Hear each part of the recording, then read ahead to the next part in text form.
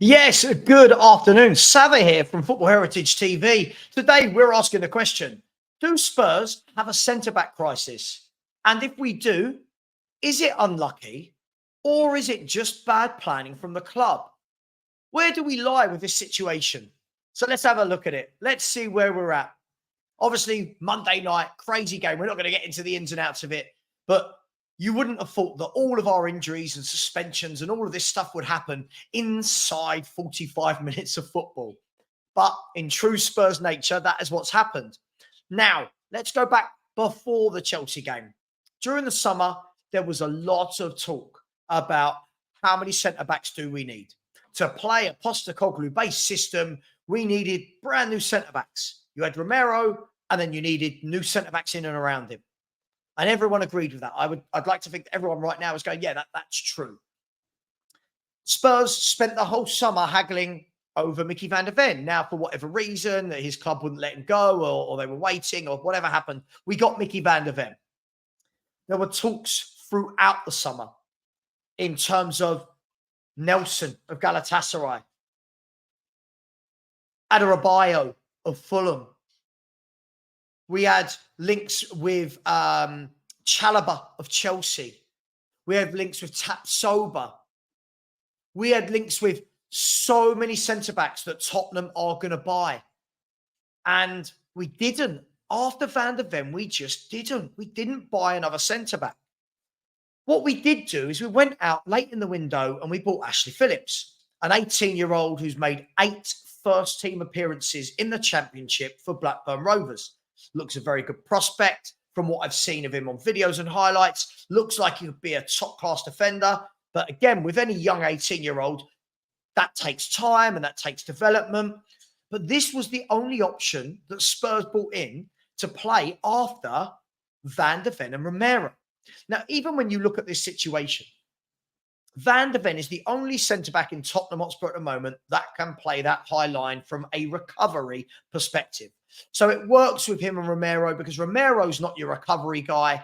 Romero's your enforcer, but Van der Ven is the one that will come back, cover the yards and recover.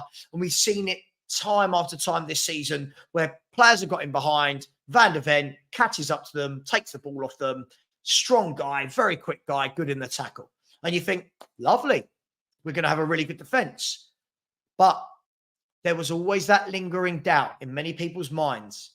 What happens when one of these two gets injured? What happens when one of these two gets suspended? Well, what has happened is one of them has got injured. And at the very same time, one of them has got suspended. So we're now left in a position where Tottenham Hotspur, going into the next 3 games minimum, have no Romero, no Van der Ven. And our options are as follows. Eric Dyer will definitely start. Make no two ways about it. Eric Dyer will definitely start. And we're at the stage where he has to definitely start, right? And that's crazy. No one rates him anymore. He's gone. He can't run. He can't play this type of football. But he's gonna have to start. And then you look around him. Who are the options to go in and alongside him? You've got Emerson Royal, who could probably do a job at centre-half for a game. You've got Ben Davies, who is injured, I believe, at the moment, but could be fit, but could play at centre-half. Moore does so in a free when he's done it with Tottenham and with Wales. You've got Dorrington, Ashley Phillips, young kids who have never played in the first team before. And there's a huge difference between playing youth football, Championship football, and playing Premier League football. But one of them surely is going to have to step in and play because you can't play Davis and Dyer together. I'm seeing people on go on TalkSport, go on BT Sport, Sky Sports saying, yeah, don't worry. Whoever plays at centre-back, you've still got to play this high line that Postecoglou plays. Now, imagine that high line that we play for 90 minutes with Dyer and Davis, which means Phillips is going to have to play because Phillips is the paciest of all of them. But it's a big ask for a kid, isn't it? An 18, 19-year-old kid to come in, first game, away from home in the Premier League and say, right, go on, son. You are going to be the one that mops up all our chances. But order est for faire. To dare is to do. That's where we're at. So I'm asking this question. Was it unlucky? Was it bad planning? Or is it a mixture of both? Now, I think you're going to have to say it's a mixture of both, but leaning more towards really poor planning. Now, did we think that both Van de Ven and Romero would get injured and suspended respectively in the same game? No.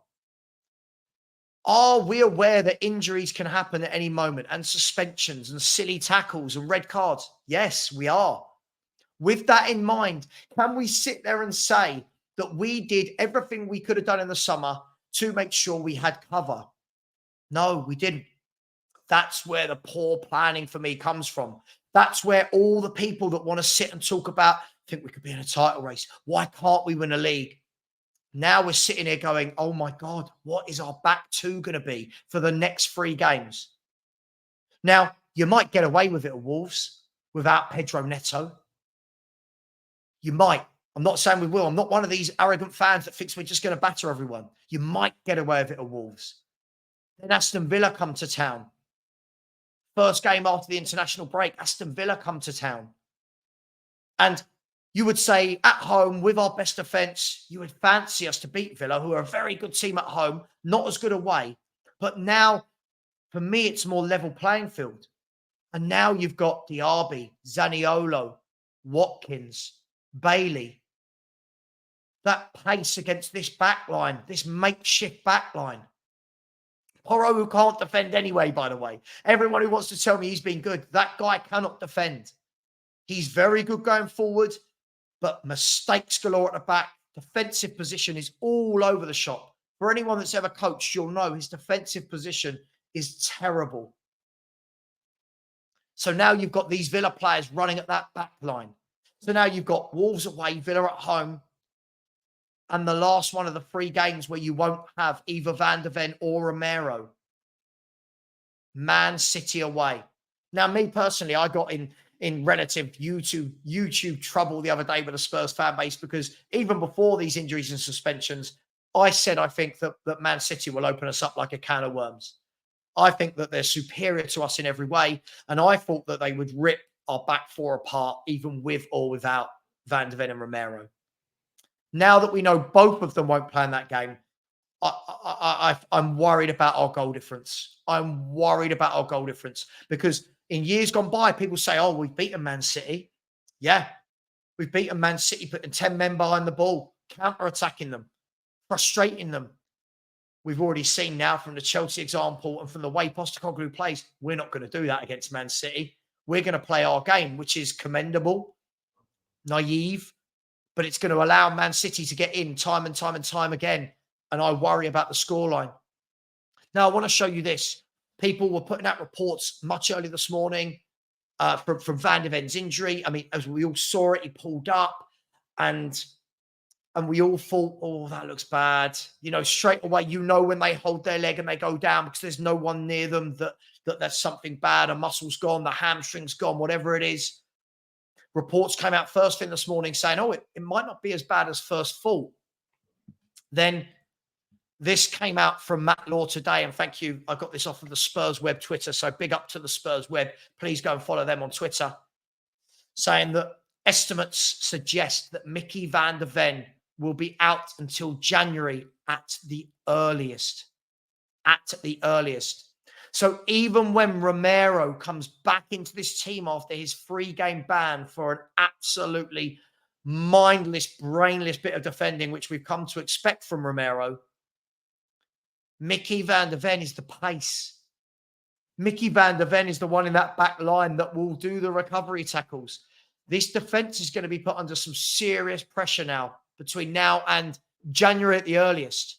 Now, if we remove that, and if I share this screen with you, this is a screen of Tottenham Hotspur's fixtures. Okay? Hopefully everyone can see that. Now, I'm going to go through the games that he will definitely miss if he's out until January, and that he could possibly miss if he's out through January as well. So Mickey Van de Ven is going to miss Wolverhampton 1, Villa 2, City 3, West Ham 4, Newcastle 5, Forest 6, Everton 7, Brighton 8, and Bournemouth 9. He is guaranteed to miss 9 games. That's a quarter of a season. That's half a game short of a quarter of a season without the one player that makes the high line work. You've then got, if he's missing through January, bearing in mind our first game in January isn't until the 14th because of international break. You've got, because of FA Cup and the international tournaments. You've got Man United, Brentford, Man United away. Will they have sorted themselves out by then? Brentford at home. Could he seep into the Everton game? So what you've got there is definitely 9 to 12 Premier League games that Mickey van der Ven is going to miss. And I think this is a huge loss. I think this is a colossal loss. I think this is a loss. And I did a video about this months back where I said, for me, he's better than Romero at what he does. And the reason I'm comparing the two is in the formation we play, I think you could almost, if you lost Romero, we wouldn't be as strong, but you've still got the recovery from Van der Ven. With the injuries and the suspensions this way round, you've got no recovery pace. So do Spurs change that high line? I'm not saying before everyone goes, oh, we don't need to play a low block. No one said that. Please learn, people. There's a difference between a high line and a low block. People can just play normally. People can just play their defense as a normal defense without a low block or a high line. You don't have to have either or. There are a lot of different tactics in football. I think this is going to be a real test. I'm not saying it's all doom and gloom. This is a real test for me. Straight away, the first 3 games are a real test. Can we get away from Villa, Wolves, and Man City still in the pack? Can we get away from that with 4 to 6 points? Can we? I don't know if we can. After that, what does the next 6 or 7 games till the end of December hold for us with this makeshift defence, without Romero for 3 games, without Van der Ven for 9 to 12 games? Listen, food for thought. We could be okay, but for me, overwhelmingly, this goes back to not buying another centre-half in the summer. We should have done it. This isn't hindsight. We all said it at the time. We should have done it. Now it means you've got to get another one in January. Who that will be, I will discuss on another video. But for me, you've got to get some quality, got to get another centre-back. And I do think that this is going to be why we don't finish the league as league winners and why we're not in a title race. Moments like this decide things. What are Spurs made of? What character has he instilled into these players? We're about to find out in the next month and a half. Everybody, leave your thoughts. Let me know. Always happy to interact. Smash the like button on your way out. If you haven't already, please subscribe. Help Perchy and I get to 12K. Much love. Thank you very much. And as always, come on, you Spurs.